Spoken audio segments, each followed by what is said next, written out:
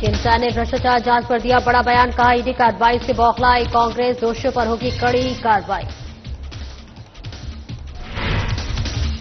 मंत्री केदार कश्यप ने कांग्रेस पर लगाया आरोप, राजभवन अटैक को लेकर आदिवासी नेताओं को फंसाने का लगाया आरोप।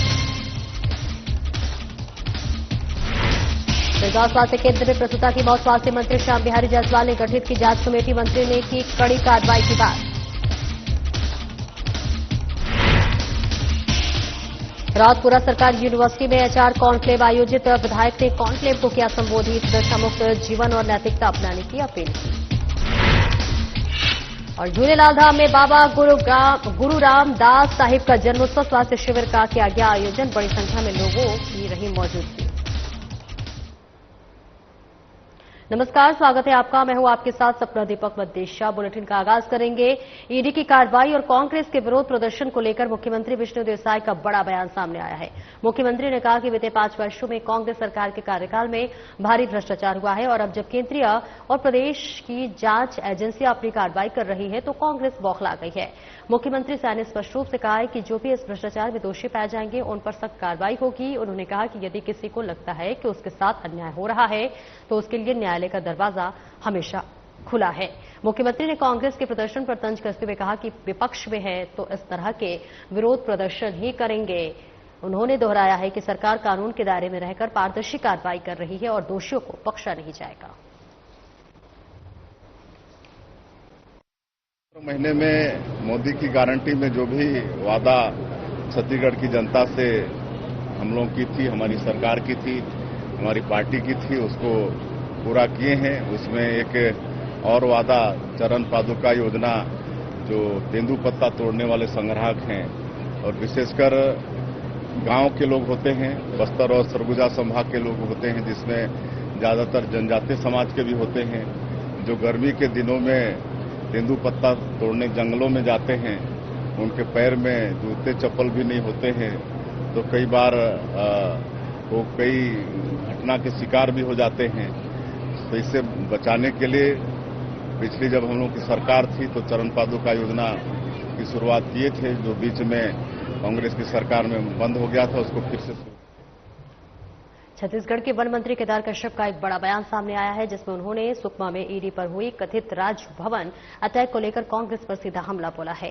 मंत्री कश्यप ने कहा है कि इस पूरे मामले में आदिवासी नेता कवासी लखमा को मोहरे के रूप में इस्तेमाल किया गया है। उन्होंने आरोप लगाया है कि कांग्रेस पार्टी के शीर्ष नेताओं ने ये पूरा खेल रचा है और आदिवासी समाज के नेताओं को फंसाने की साजिश रची जा रही है। केदार कश्यप ने कहा कि कांग्रेस ने हमेशा से ही आदिवासी नेतृत्व को दबाने का काम किया है और ये घटना उसका प्रत्यक्ष उदाहरण है। उन्होंने इसे आदिवासी समाज के अपमान के रूप में देखा और कहा कि बीजेपी सरकार आदिवासी समाज के साथ अन्याय नहीं होने देगी। पूरे मामले की निष्पक्ष जांच की मांग भी उन्होंने दोहराई।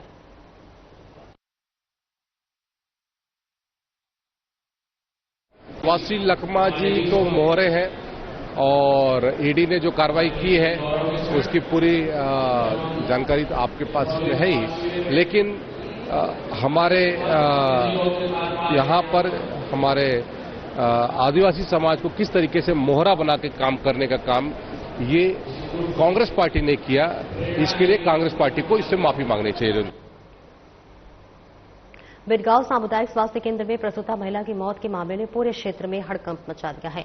घटना के बाद स्वास्थ्य मंत्री श्याम बिहारी जायसवाल का बयान सामने आया है। मंत्री जायसवाल ने कहा कि मामले को गंभीरता से लिया गया है और स्वास्थ्य विभाग की ओर से जांच कमेटी गठित कर दी गई है। उन्होंने भरोसा दिलाया है कि कमेटी की रिपोर्ट आने के बाद ही आगे की कार्रवाई की जाएगी। अगर किसी की लापरवाही या फिर गलती सामने आती है तो उसके खिलाफ कड़ी कार्रवाई की जाएगी।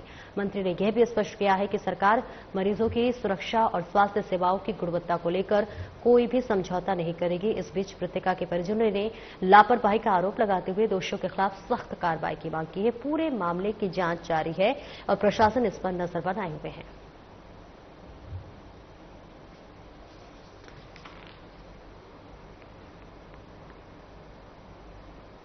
और रायपुर के रावतपुरा सरकारी यूनिवर्सिटी में आयोजित एचआर कॉन्क्लेव में उत्तर विधानसभा क्षेत्र के विधायक पुरंदर मिश्रा का प्रेरणादायक संबोधन युवाओं को नई दिशा देने वाला रहा। उन्होंने नशामुक्त जीवन और नैतिक मूल्यों को अपनाने का आह्वान करते हुए कहा कि सनातन संस्कृति के मार्गदर्शन में भारत को विश्व गुरु बनाया जा सकता है। विधायक मिश्रा ने प्रधानमंत्री नरेंद्र मोदी के नेतृत्व की सराहना करते हुए कहा कि देश तेजी से तीसरी सबसे बड़ी वैश्विक अर्थव्यवस्था बनाने की ओर बढ़ रहा है। उन्होंने युवाओं से आह्वान किया है कि वे शारीरिक, मानसिक और व्यवहारिक संतुलन के साथ आगे बढ़े और इस एचआर कॉन्क्लेव का उद्देश्य शिक्षा, उद्योग और समाज के बीच सार्थक संवाद स्थापित करना है, जिससे भावी नेतृत्व को तैयार किया जा सके। कार्यक्रम में विश्वविद्यालय के कुलपति डॉक्टर एसएस बजाज, सौरभ कुमार शर्मा सहित कई गणमान्य अतिथि मौजूद रहे।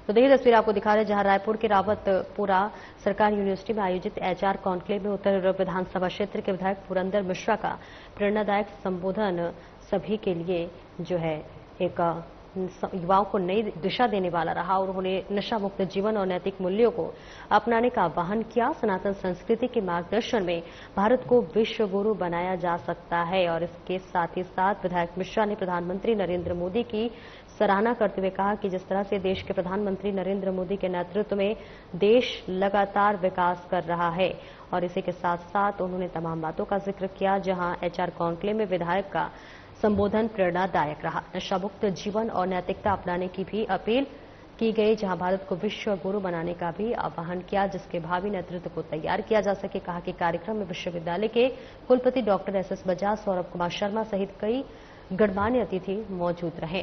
तो इस एचआर कॉन्क्लेव का उद्देश्य शिक्षा, उद्योग और समाज के बीच सार्थक संवाद स्थापित करना था। तस्वीरें आपको दिखा रहे हैं जहां पर रायपुर की रावतपुरा सरकारी यूनिवर्सिटी में एचआर कॉन्क्लेव में विधायक ने प्रेरणादायक संबोधन दिया।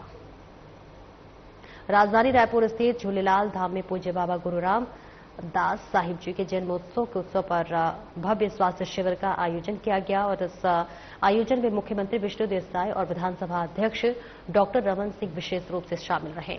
कार्यक्रम के बाद मीडिया में चर्चा करते हुए मुख्यमंत्री ने कहा कि यह शिविर सिंधी समाज की एक सराहनीय पहल है, जिसमें पूज्य बाबा गरीबदास मंडल सदानी दरबार और मीडिया प्रभारी अमित चिमरानी का विशेष योगदान रहा। वहीं शिविर में बड़ी संख्या में लोगों की स्वास्थ्य जांच की गई और आवश्यक दवाएं भी वितरित की गई। जिन मरीजों को गंभीर समस्या थी उन्हें आगे जांच और उपचार के लिए रेफर किया गया और इसके साथ ही साथ मुख्यमंत्री ने समाज के प्रयासों की सराहना करते हुए कहा कि ऐसे आयोजनों से समाज में सेवा और स्वास्थ्य के प्रति जागरूकता बढ़ती है।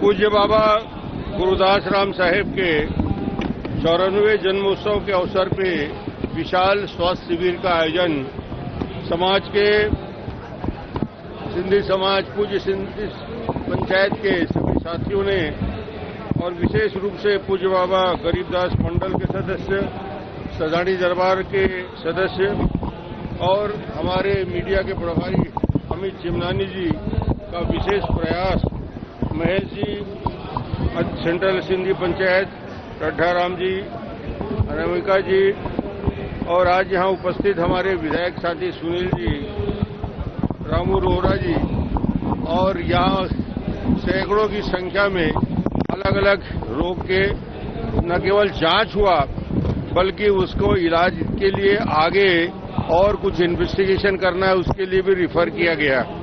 डेंटिस्ट के चेयर भी थे, दांत की बीमारी का इलाज हुआ, हार्ट का, ब्लड प्रेशर का, शुगर का, ईएनटी का, अलग अलग बीमारियों पे लोगों को चिन्हांकित किया गया और उनको प्राथमिक दवाई भी दी गई। ये कैंप से करीब 60-70 नए ब्लड शुगर के पेशेंट निकल के आए हैं जिन्हें मालूम ही नहीं था कि उन्हें शुगर है। कुछ लोगों को मालूम ही नहीं था कि उसको ब्लड प्रेशर है, चक्कर भर आता है, मगर अब वो आगे के लिए सावधान हो जाएंगे ताकि ब्लड प्रेशर की दवाई मिले। आप लोगों को से आग्रह है, आप लोग भी ब्लड शुगर और ब्लड बीपी मीडिया के साथ ही सब जांच करा लें। आप लोग बहुत टेंशन में रहते हो। ब्लड शुगर और बीपी अभी शिविर में आ ही गए हो तो जांच करा लो, 2-4 लोगों को निकल सकता है, डरने की जरूरत नहीं है, वो होता ही है सबको, इसलिए आप सबका। मनेंद्रगढ़ जिले के सामुदायिक स्वास्थ्य केंद्र में बीते 2 घंटे से बिजली आपूर्ति ठप है, जिससे कि मरीजों और उनके परिजनों को भारी परेशानियों का सामना करना पड़ रहा है। तेज गर्मी के इस मौसम में अस्पताल में पंखे और कूलर बंद हो जाने से हालात और बिगड़ गए हैं। खासकर बुजुर्ग, बच्चे और गंभीर मरीज गर्मी से बेहाल है। चौंकाने वाली बात यह है कि अस्पताल में करीब 7 लाख रुपए की लागत से जनरेटर लगाया गया है, लेकिन वह भी फिलहाल बंद पड़ा है। इससे सवाल उठ रहे हैं कि आखिर इतनी बड़ी राशि खर्च करने के बावजूद ये वैकल्पिक व्यवस्था क्यों नहीं चल रही। स्थानीय लोगों ने प्रशासन से जल्द ही जल्द व्यवस्था सुधारने की मांग की है, ताकि मरीजों को राहत मिल सके। और इसी के साथ साथ स्वास्थ्य केंद्र की यह स्थिति स्वास्थ्य सेवाओं पर गंभीर सवाल खड़ा करती है। तो देखिए तस्वीरें आपको दिखा रहे हैं, जहां पर बिजली गुल होने की वजह से तमाम मरीजों को यहां पर परेशानी हुई। और इसी के साथ साथ अस्पताल की ये व्यवस्था दिखा रहे हैं, जहां बिजली संकट से लगातार लोगों को परेशानियों का सामना करना पड़ रहा है। तस्वीरें दिखा रहे हैं, जहां 7 लाख का जनरेटर भी लिया गया, लेकिन इसके बाद भी वो बंद है, जिससे मरीज बेहाल है। मनेंद्रगढ़ से ये तस्वीरें आपको दिखा रहे हैं, जहां पर जिले के सामुदायिक स्वास्थ्य केंद्र में बीते 2 घंटे से बिजली आपूर्ति ठप रही, जिससे कि मरीजों और उनके परिजनों को भारी समस्याओं का सामना करना पड़ा। तेज गर्मी की वजह से इस मौसम में अस्पताल में पंखे और कूलर बंद हो जाने की वजह से हालात बद से बदतर हो गए। खासकर बुजुर्ग थे, जो बच्चे और गंभीर मरीज जो थे, वो उन्हें गर्मी से 2-4 होना पड़ा। चौंकाने वाली बात यह है कि अस्पताल में करीब 7 लाख रुपए की लागत से जनरेटर लगाया गया है, लेकिन वह भी फिलहाल बंद पड़ा है और इससे सवाल कई तरह के उठ रहे हैं। सीरिया खो से यहाँ कैसे आए? आंखें ऑपरेशन लेके आए हैं, लाइट गोल है। अब हम गर्मी में सब मरत हम, मरीज भी मरत हम, मिटान भी में। तो कब से लाइट गोल? काली आज से हाँ, आज से हुई से कल रही। करीब कितना देरी? अरे 2-3 घंटा हो जाते। राजधानी रायपुर में पुलिस और एसटीएफ की संयुक्त कार्रवाई में एक बड़ा खुलासा हुआ है। एसएसपी डॉक्टर लाल उमेद सिंह ने पत्रकार वार्ता में बताया है कि पचपेड़ी नाका क्षेत्र में रह रहे एक बांग्लादेशी दंपति द्वारा फर्जी दस्तावेजों के आधार पर भारतीय नागरिकता लेने का मामला सामने आया है। मुख्य आरोपी मोहम्मद दिलावर करीब 15-16 साल पहले बांग्लादेश के बनगांव बॉर्डर से रायपुर आया था और यहां रहकर फर्जी दस्तावेज तैयार करवाए थे। पुलिस ने पासपोर्ट और आधार कार्ड जब्त कर लिया है, जिसमें कि पाया गया है कि 8वीं की मार्कशीट रीवा से फर्जी तरीके से बनवाई गई थी और उसी के आधार पर शेष दस्तावेज तैयार किए गए। फोन कॉल डिटेल्स में बांग्लादेश से बातचीत के सबूत भी मिले हैं। पुलिस ने पूरे मामले की गंभीरता से जांच शुरू कर दी है। ये मामला राजधानी में अवैध रूप से रह रहे विदेशी नागरिकों को लेकर चिंता का विषय बन गया है। देखिए, राजधानी रायपुर में पुलिस और एसटीएफ की संयुक्त कार्रवाई में एक बड़ा खुलासा हुआ है। एसएसपी डॉक्टर लाल उमेद सिंह ने पत्रकार वार्ता की और बताया कि पचपेड़ी नाका क्षेत्र में रह रहे एक बांग्लादेशी दंपति द्वारा फर्जी दस्तावेजों के आधार पर भारतीय नागरिकता लेने का मामला सामने आया है। मुख्य आरोपी मोहम्मद दिलावर करीब 15-16 साल पहले बांग्लादेश के बनगांव बॉर्डर से रायपुर आया हुआ था और यहां रहकर फर्जी दस्तावेज तैयार करवाए, जहां पुलिस ने पासपोर्ट और आधार कार्ड जब्त कर लिए, जिसमें पाया कि 8वीं की मार्कशीट रीवा से फर्जी तरीके से बनवाई गई है और इस बीच पाया गया है कि उसी के आधार पर शेष दस्तावेज भी तैयार किए गए। फोन कॉल डिटेल्स में बांग्लादेश से बातचीत के भी सबूत मिले हैं।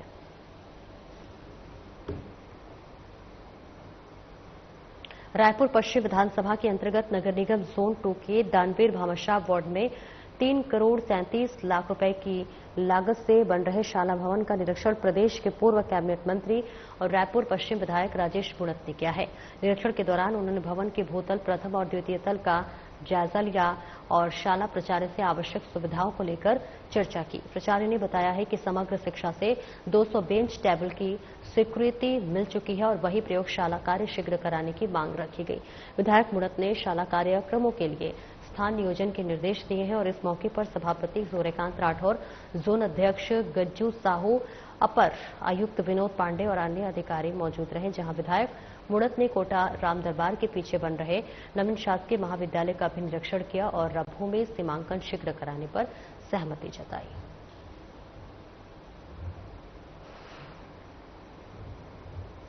नगर पालिक निगम रायपुर की महापौर मीनल चौबे और आयुक्त विश्वदीप ने बारिश पूर्व नालों की सफाई व्यवस्था का प्रत्यक्ष निरीक्षण किया और इस बीच आपको बता दें कि निरीक्षण के दौरान उन्होंने पार्षदों और अधिकारियों के साथ शहर के विभिन्न क्षेत्रों का दौरा किया और सफाई कार्य की प्रगति का जायजा लिया।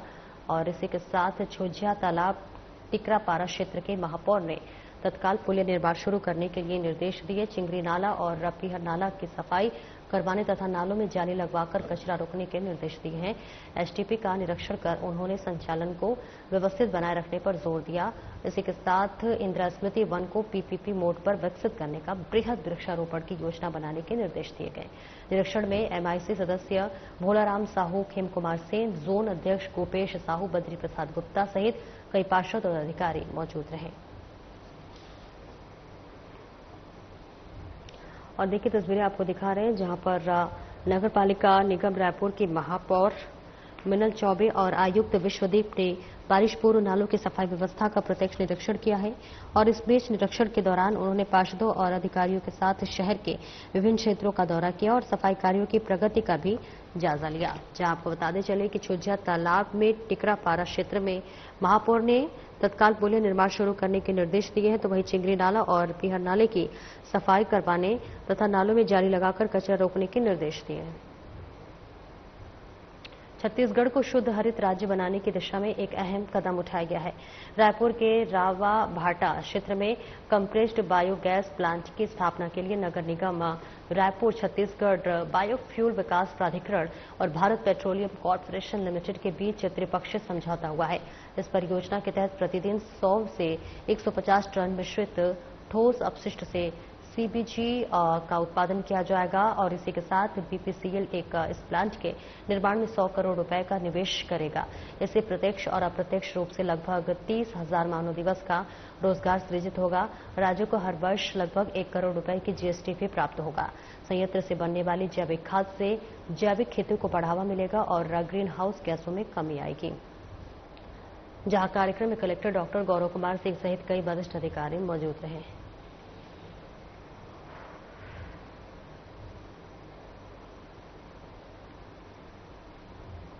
नगरपालिक निगम रायपुर में राजस्व अमले को कर संग्रहण और संपत्ति सर्वे के गुर सिखाने के लिए विशेष प्रशिक्षण कार्यक्रम का आयोजन किया गया। जहां महापौर मिनल चौबे के निर्देश पर हुए इस कार्यक्रम में अधिकारियों और कर्मचारियों को निष्पक्ष और नियमबद्ध वसूली के लिए प्रेरित किया गया। जहां महापौर ने खाली भूखंडों से कर वसूली के निर्देश देते हुए निगम को आत्मनिर्भर बनाने की बात कही।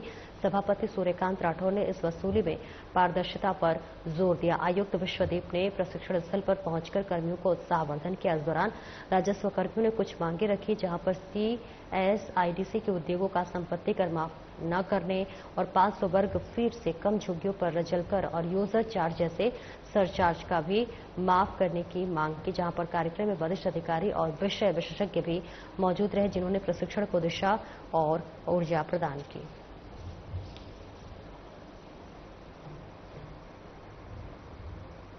पखांजूर में एक ही परिवार के 5 सदस्यों ने जहर खा लिया।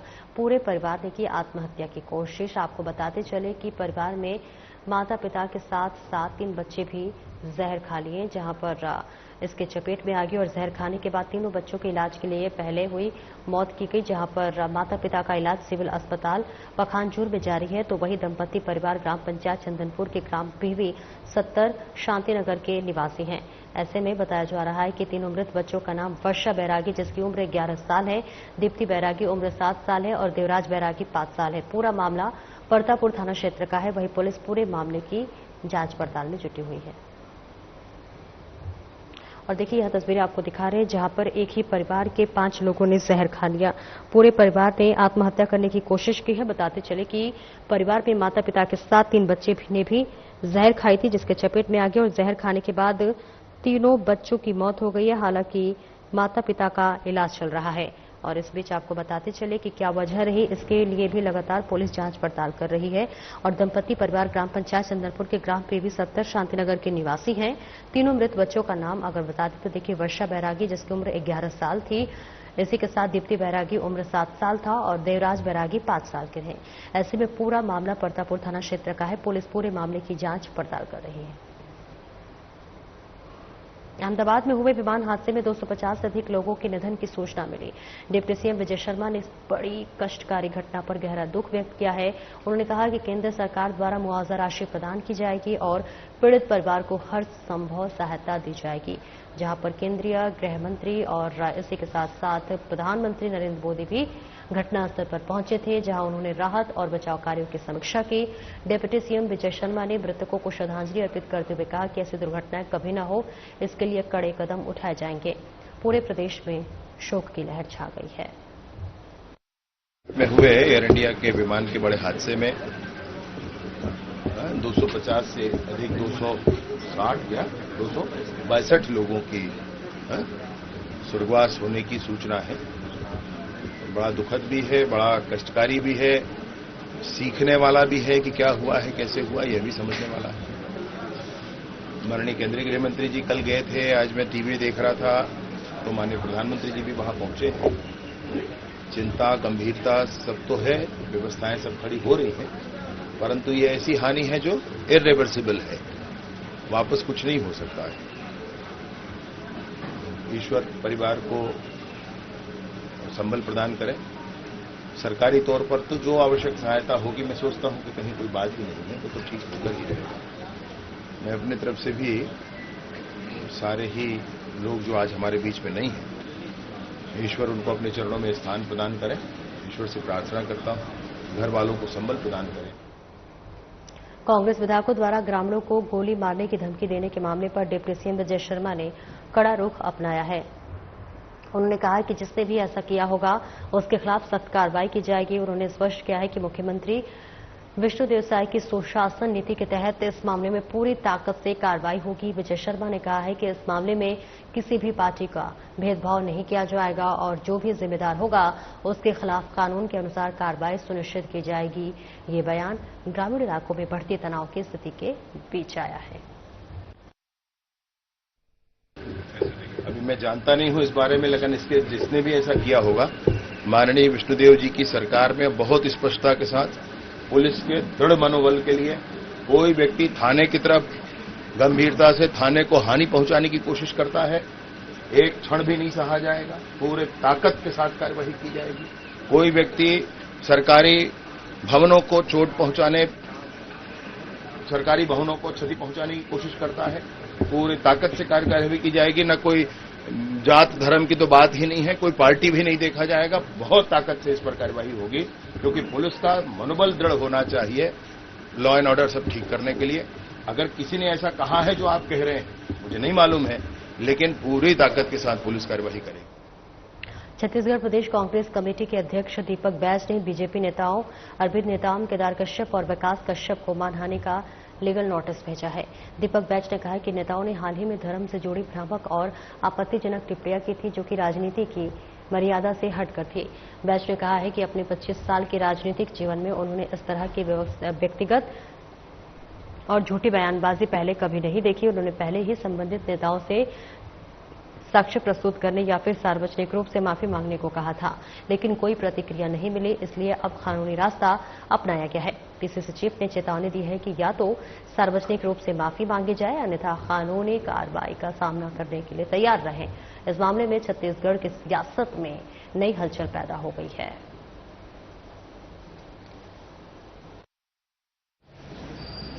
बिल्कुल, कल हम लोगों ने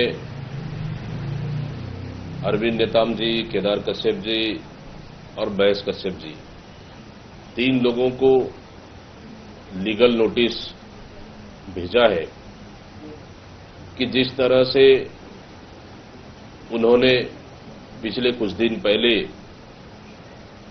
असत्य, झूठ, भ्रामक रूप से धर्म को लेकर टिप्पणियां की, सार्वजनिक रूप से, मैं समझता हूं कि किसी भी व्यक्ति के लिए इस 25 साल की राजनीति में पहली बार हमने देखा कि राजनीतिक से हटकर व्यक्तिगत रूप से इस तरह की टिप्पणियां आई, तो कहीं न कहीं इससे आहत हुई है। और इसलिए मैंने कहा भी कि या फिर आप साक्ष्य प्रस्तुत करें या सार्वजनिक रूप से माफी मांग लें, लेकिन अभी तक कोई ऐसा हुआ नहीं। तो इसलिए हम लोगों ने लीगल नोटिस दिया है कि आप सार्वजनिक रूप से माफी मांगे या फिर कानूनी कार्रवाई के लिए। फिलहाल इस बुलेटिन में इतना ही। नमस्कार।